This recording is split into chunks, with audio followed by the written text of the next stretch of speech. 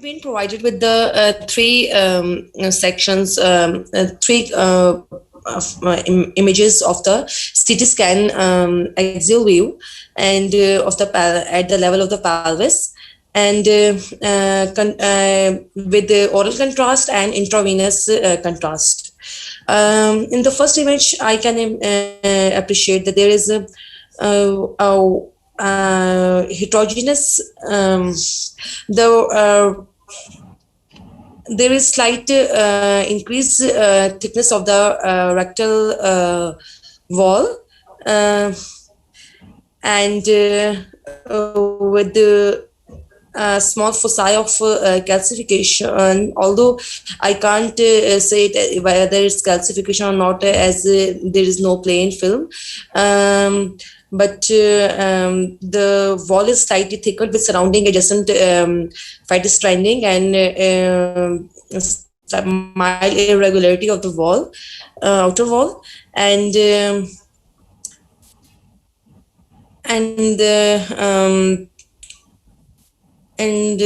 rest, there is no surrounding lymph nodes noted or pelvic bone pathology noted in the visualized fields. So is there any history, sir? History here is rectal pain and bleeding. Okay, so my topmost differential would be rectal adenocarcinoma, or it is also abscess, but as there is no enhancing wall lesions noted. And further, I would go for the other skeletal survey and CT chest and rest of the visualized parts to go for the further meds and correlate with the histopathology. Okay, so there was nothing else in the rest of the chest and abdomen. And surgeons want, do you want to refer it to surgeon for colonoscopy and biopsy, or? Yes, sir. For colonoscopy, sir. Yes, sir. Barium colonoscopy and further histopath. Okay. So you have only mentioned one differential, that this is rectal carcinoma. Other is abscess, but it's not going to be.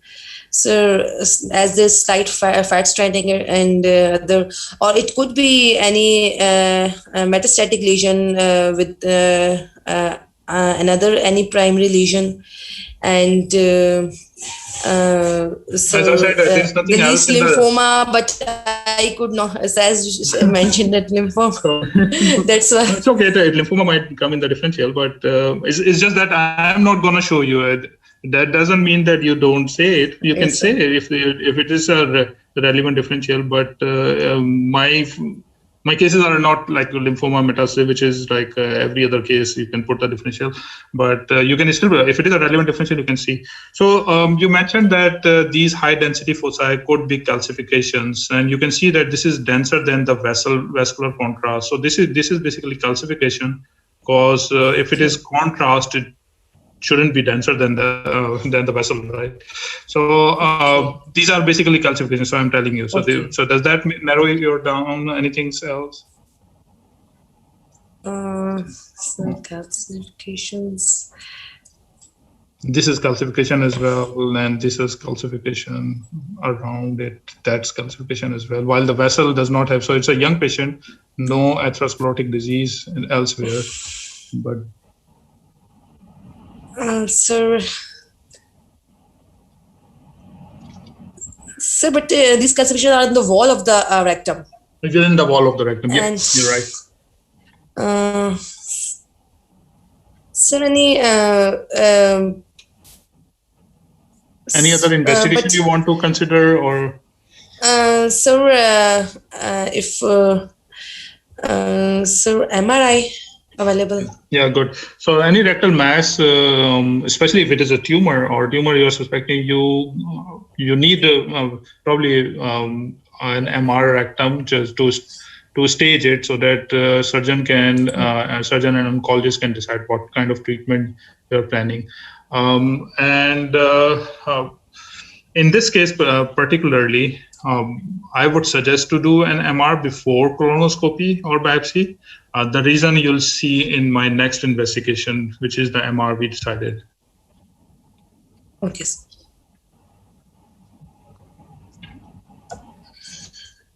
Okay. I have been provided with the MRI.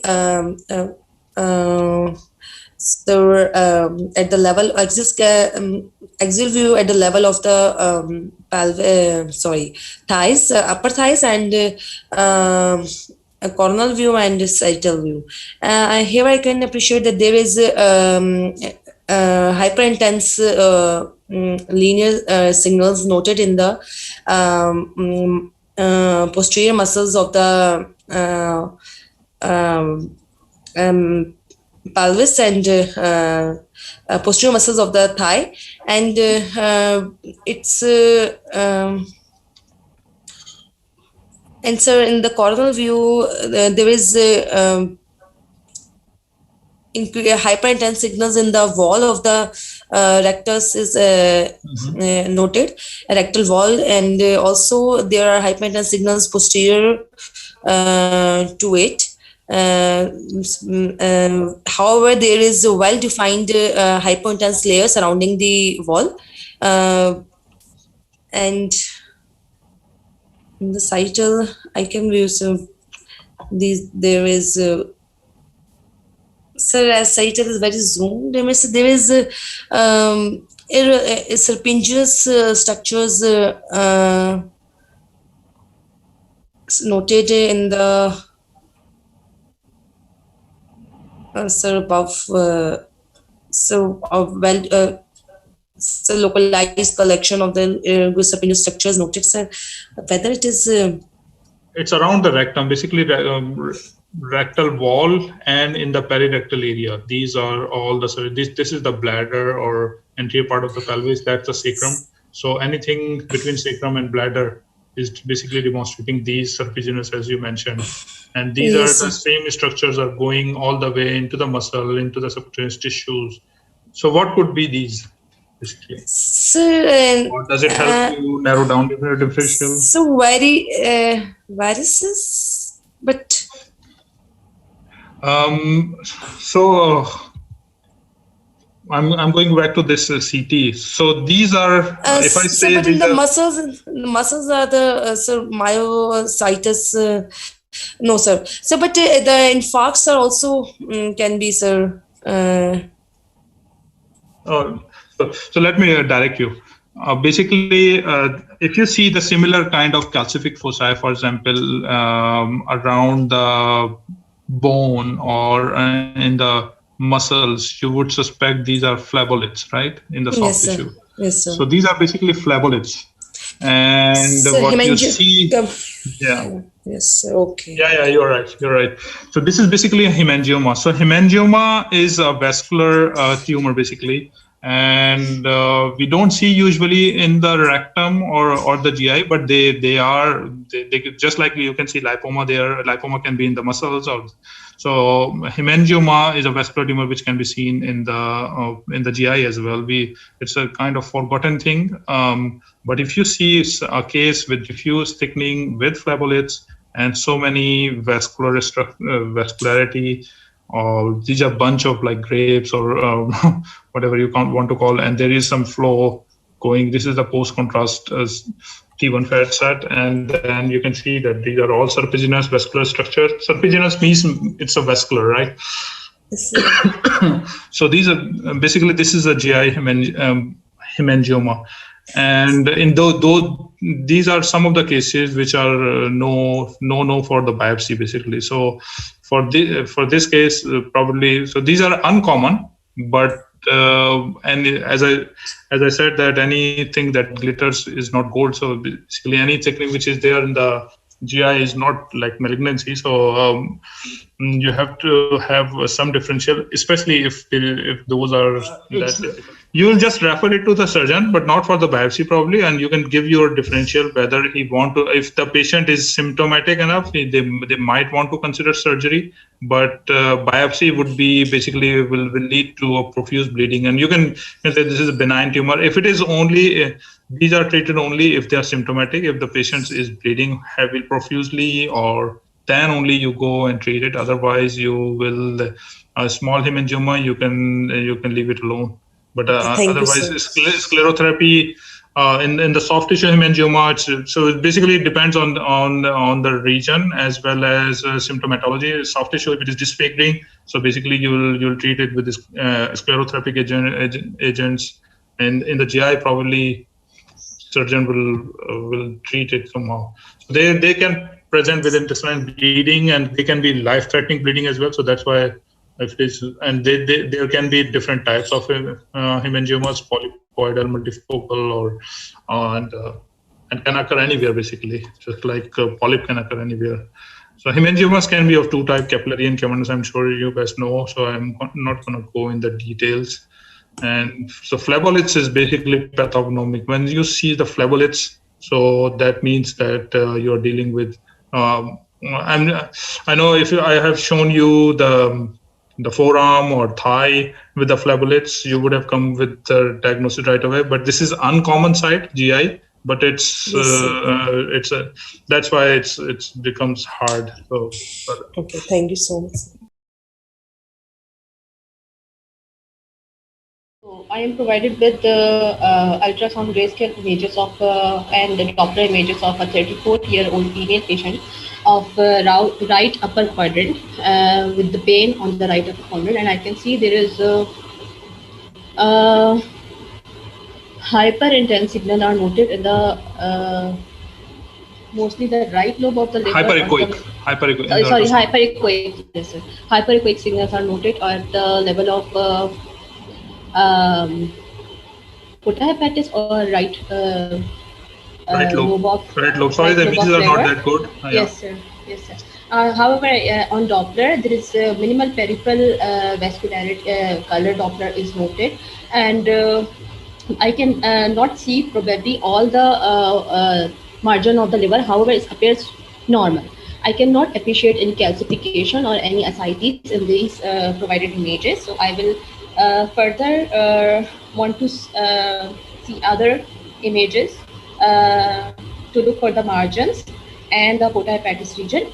However, in this is a female patient with hyperechoic well-rounded area at the right lobe of liver with minimal vascularity. So I will ask the patient about any contraceptive history.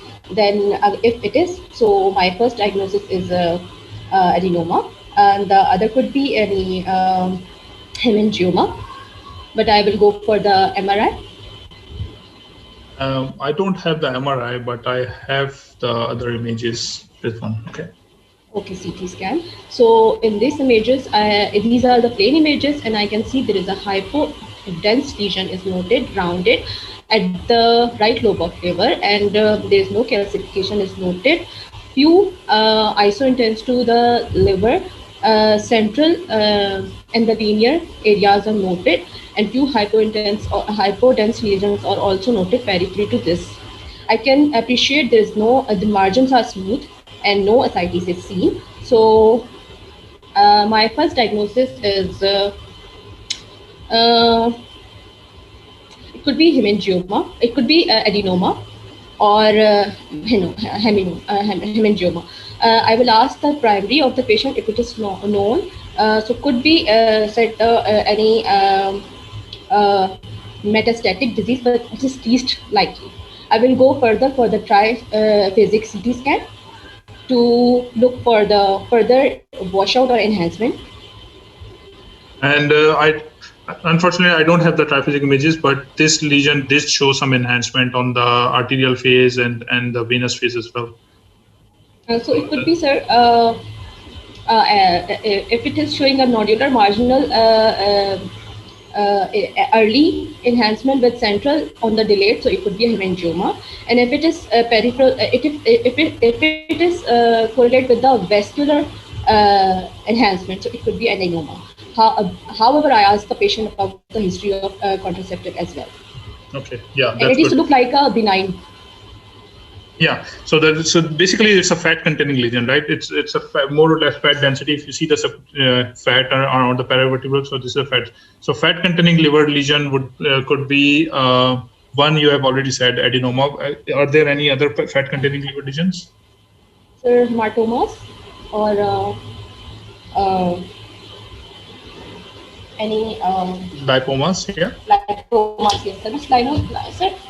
So there is yes, heterogeneous. So I will not consider the lipoma here. Yeah, you're right. But that's the differential for the fat-containing lesion, and even hepatocellular carcinoma can be differential. They can incorporate some amount of fat depending on, but usually it's a typical case of basically hepatocellular adenoma. So, and lipomas, focal fatty infiltration, these are the other fat-containing lesions which can have fat within it, but usually hepatocellular has a small or microscopic fat. Macroscopic fat is unusual, but can happen. Usually it's a small amount, and has hepatocellular carcinoma have different enhancement pattern and margins are also right. Yeah. So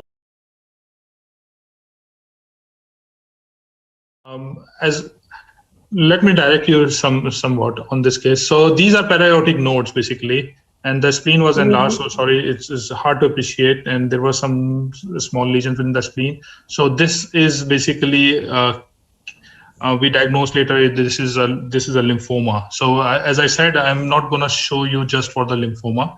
So do you see anything else, especially pertaining to the bowel? Concentrate on the large bowel.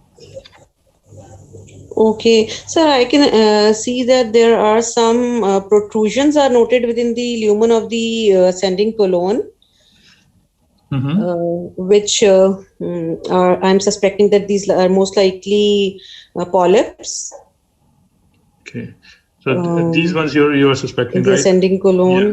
So polypoidal protrusions. What do you think about the density of these? Yeah.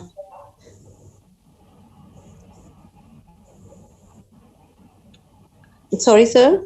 My question is, what do you think about the density of these protrusions? This is the oral contrast. This is the contrast. So, what is the attenuation of these? So, this is very, very low attenuation. These most likely are lipomatous deposits or lipomas of the colon. Okay, so lipoma is usually a focal tumor, right? And it usually involves like ileocecal junction or even intraluminally. They can be one or two. There can be multiple lipomas, but look at the diffuse involvement of the wall all the way. So they are more of a polypoidal. Lipomas are more of polypoidal. So this not only has polypoidal component, but it has diffuse linear following the wall all the way. That's why I tried to show as much as I could, all the way on the transverse colon, ascending colon. So what could be the low attenuation along the wall of the GI basically? So this was what I was suspecting. I was thinking is that this is air, but because it is more lower than the fat, I must say. Yeah, you're right. Because that's why I changed the density. Look at the fat here and fat here, and this is way too low. This is like room air, right? So surrounding black. Yeah. More like so air attenuation. So this is basically air within the colon, right? So what could be basically it's pneumatosis, right? Pneumatosis. What could be the differentials? Okay, pneumatosis intestinalis. Okay, so this happens in in children we'll be thinking of necrotizing enterocolitis, but in adults this can be this pneumatosis is also happens in all types of colitis. Ischemic. Right. Yeah. Any severe ischemic colitis is usually common. Yeah, you're right. So, pseudomembranous colitis, ulcerative colitis, there are many colitis or what I've heard. And Crohn's. Yeah, it's more common in the ischemic, but any severe form of colitis can have this appearance. But do you think the colon does have any of those features? Because you won't only see just the colitis, right? You will you don't only see the pneumatosis, you will see features of colitis as well. Do you see those features in the colon? No, sir, I don't see them. But I'm not sure. I actually don't remember it clearly. But I think that lymphoma also has colitis. But I'm not sure. Okay, and I'm not sure either as well. So lymphoma, not usual at least. And are there any?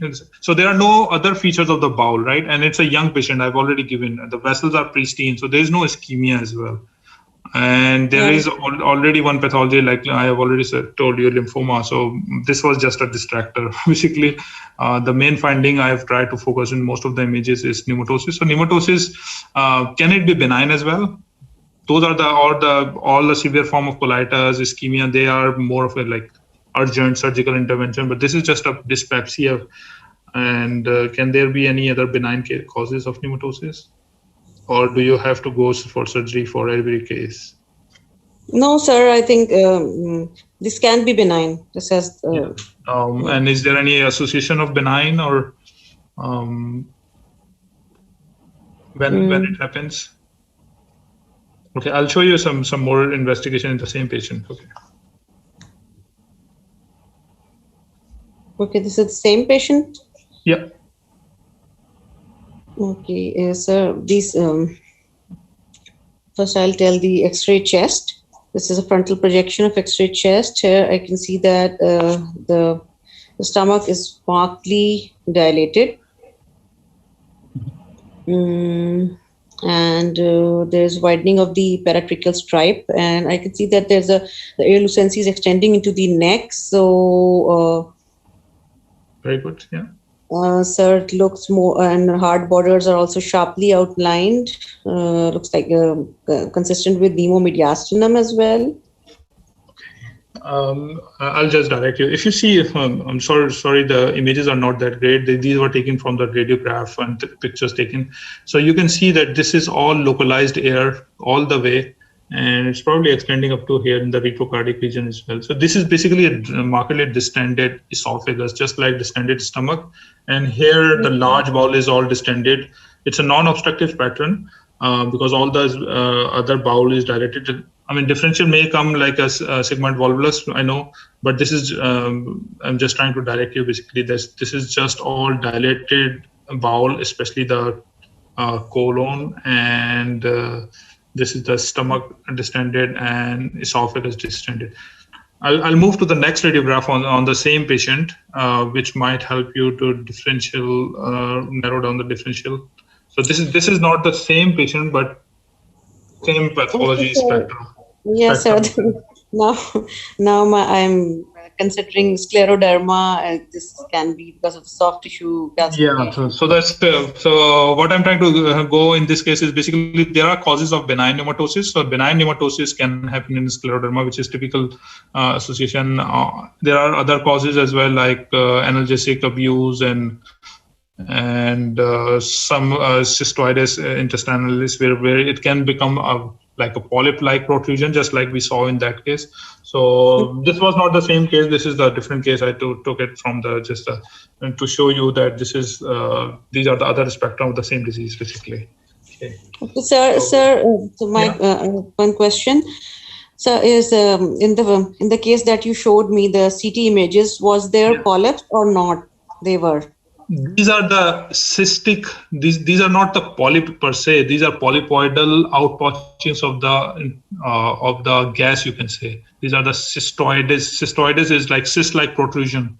Okay. So these are the gas which is like inflating the mucosa of the bowel and appearing as a polyp. So if the surgeon goes in, they might think that this is a polyp, and they may puncture it or something. Even a pneumoperitoneum can happen. So in these cases, sometimes these cystic air within the wall can perforate, and the patient can have a small amount of pneumoperitoneum. Those are benign pneumoperitoneum. If you know what was there in the CT, and patient came up with a small amount of pneumoperitoneum. But if there is extensive pneumoperitoneum, that means the bowel might have perforated or contrast extravasation. But these are one of the few cases where pneumoperitoneum can happen in those cases where there is benign known pneumatosis. Okay. Right.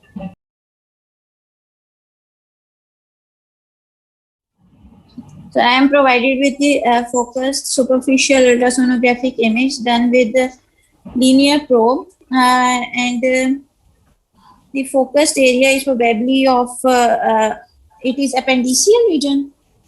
It's the mid-abdomen. Okay, it's mid-abdomen.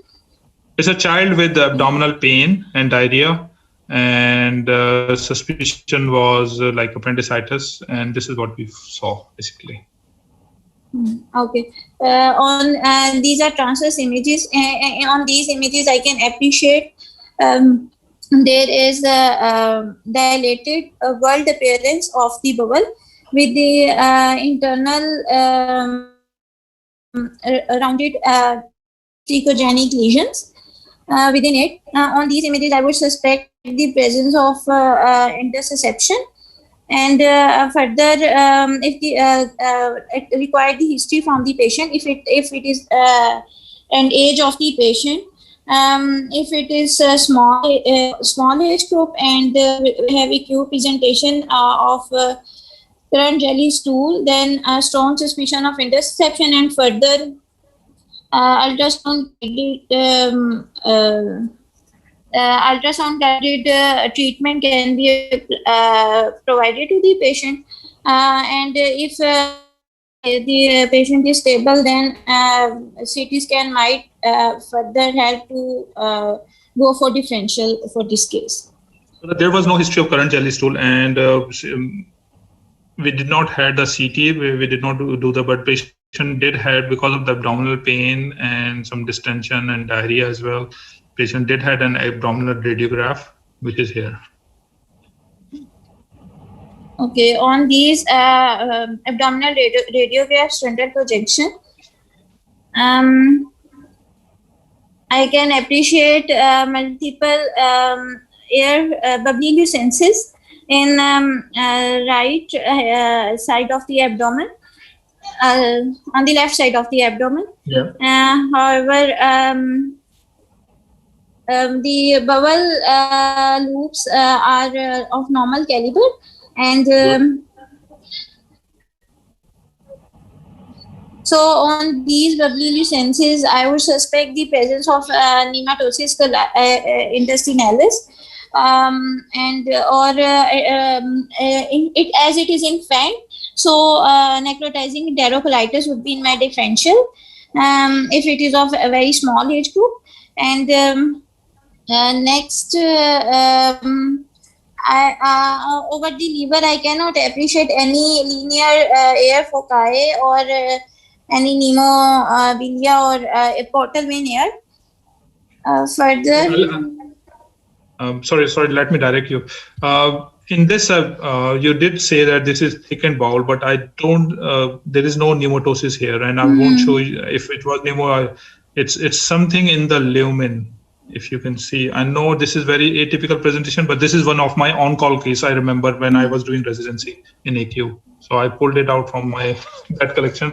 On ultrasonographic, the images are giving me the appearance of like worms in the intestine, but on X-ray, I cannot appreciate these on X-ray. Basically, this linear lucences are the filling defect within the bowel, within the lumen of the bowel. So linear air trapped in between the worms. So these are linear lucences. Basically, there are so much worms in the small intestine that these are all trapped air in between the worms. So you can see these are like pencil-like. Yes, on ultrasound, there is I suspect, but I because it is atypical, I didn't tell it. No, you did pick it good. But these are because I don't have the CT, so we didn't do the CT. So on the X-ray, these are the linear lucences. So it was not obstructed bowel, but patient was having quite a bit of pain, and then it was referred to infectious disease and then treated.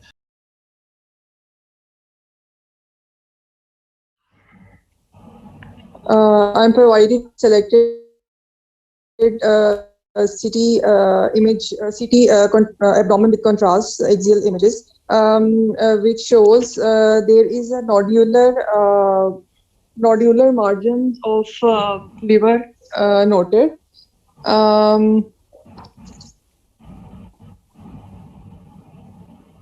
The intrahepatic channels are prominent.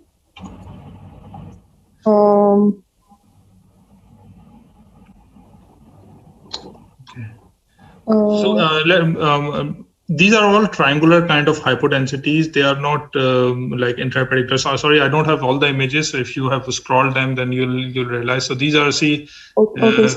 So these are just the hypodensities interspersed in the liver. It's not intrahepatic biliary dilatation. Okay. Okay, sir. Okay.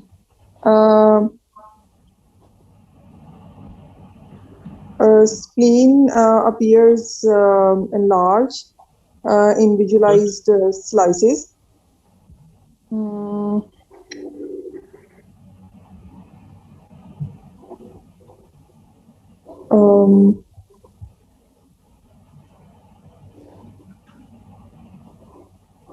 However, visualized vascular structures like aorta and celiac axis appears normal. Right kidney appears normal.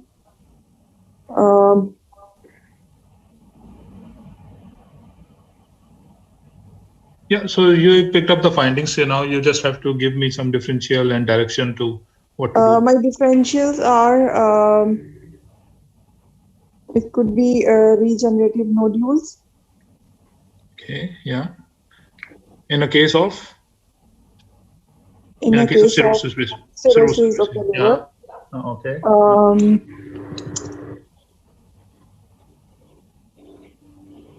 Could it be anything else?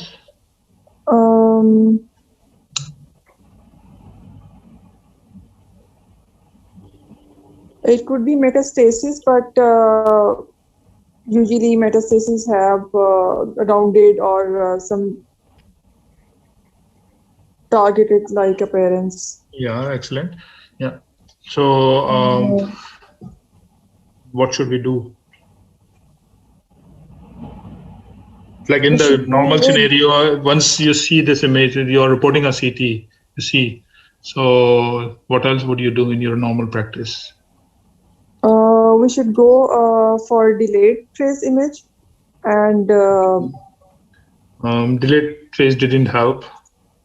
You did it and you didn't. MRI. Okay, MRI, yeah. So patient can't afford MR. This is a typical scenario in Pakistan. Okay. So yeah, so if you have to come down on this and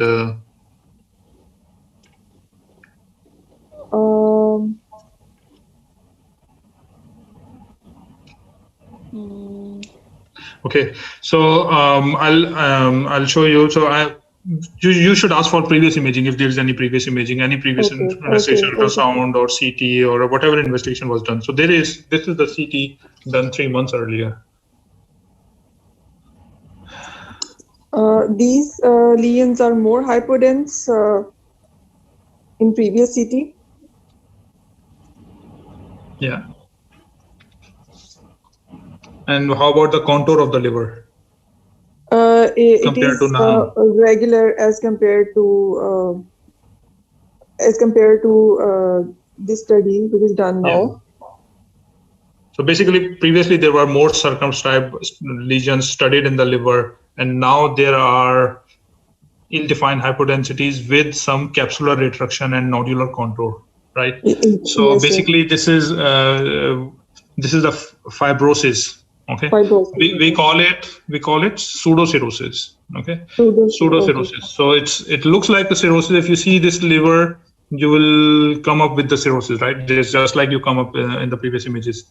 But now you have seen that there were lesions before, and if I tell you that the patient has been treated with the chemotherapy. So that becomes pseudocirrhosis. So what would be the causes of capsular destruction is what you should be coming up in such cases. Anywhere where there is nodular contour of the liver, that means there is fibrosis going on, and fibrosis causes capsular destruction, and these are the cases which are usually associated with. Is it the same thing as degenerating nodules? No. It's basically the metastases are being treated and they are shrunk. So the mets are treated and shrunk, so they undergo desmoplastic reaction, or you can say fibrosis, basically, just like cirrhosis. So these are the retracted capsule and fibrosis in between the normal liver parenchyma. So these are the causes of cholangiocarcinoma and hemangioma. These are all any treated malignancy, including lymphoma, metastasis. They will fibrose, and I've seen many cases of the breast cancer after treatment. So they appear like this, and you see once, and you will come about this is cirrhosis with the, like, regenerating nodule or just depression. But if you see the previous, you'll see that it was more than what we were thinking. So we called it pseudocirrhosis, basically. So it was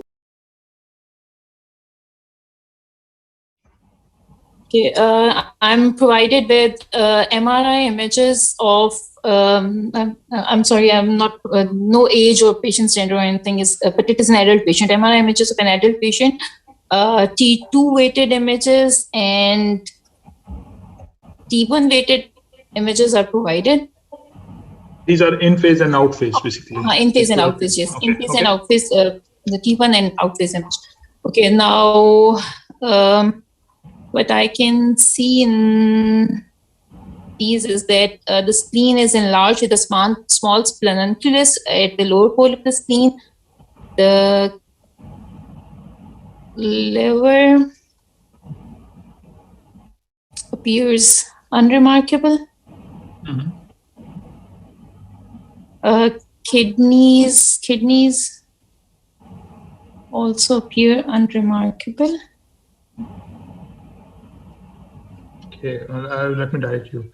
Can you see the signal intensity of the renal cortex? Trying to see on in-phase and out-phase images, but there is no change in out-phase. I mean, it is not like there is an chemical shift artifact on out-phase image. So yeah, because it is too low on all sequences, basically. Yeah, it is quite low.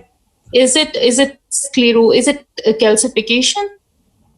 Yeah, that would be one differential. Cortical calcification can be a differential. Good. Yeah, cortical nephrocalcinosis is what we call. Cortical nephrocalcinosis, yes. Yeah, and what could be the other differential in this case? What else can be low on both T2 and T1? And in renal hemocytin deposit. Deposit. Renal cortex, I'm thinking that is it? Yeah, there is some. It's slightly lower on the in phase than out phase, but I agree that it's hardly appreciable, and so it's low. So renal cortical nephrocalcinosis versus renal hemocydrosis. Renal hemocydrosis. So renal hemocydrosis. So when does it happen? Is it common to see in the kidneys, or what would be the usually if there is generalized hemocydrosis, the hemocydrin does get deposited in liver and spleen as well. So only if there is any perinephric hematoma, then it can be there in the perirenal areas, or only in renal cortex. I'm sorry, I'm not aware of any condition that causes. No, it's okay. So basically, renal hemocydrosis, there are two types of iron deposits, right? One is primary hemochromatosis, and the secondary is called hemocydrosis. So primary usually happens in cause like iron overload because of the increased absorption. Is idiopathic, and it usually deposits in liver and heart and pancreas and other structures. Usually, spleen is spared, or it's more frequently seen in the spleen in the secondary hemochromatosis where there is destruction of the red blood cell with the reticuloendothelial system. So spleen and the other causes like the bone marrow are the main deposition in the secondary hemochromatosis. So renal hemocytosis usually happens in the secondary one, not in the primary one, which is the primary overabsorption. So any intravascular hemolytic anemia like sickle cell, thalassemia, that can, but you should expect in sickle cell anemia and thalassemia, you should expect spleen in deposition as well. So there is no splenic deposition. So this is basically a case of renal PNH, paroxysmal nocturnal hemoglobinuria, where there is hemoglobin hemoglobinolysis in the blood, and that has been excreted into the kidney and deposited. So it was only deposited in the kidneys, not in the rest of the. Of course, you have to see the CT whether there is calcification or not. Because nephrocalcinosis will remain in the differential just based on MR appearance. Okay.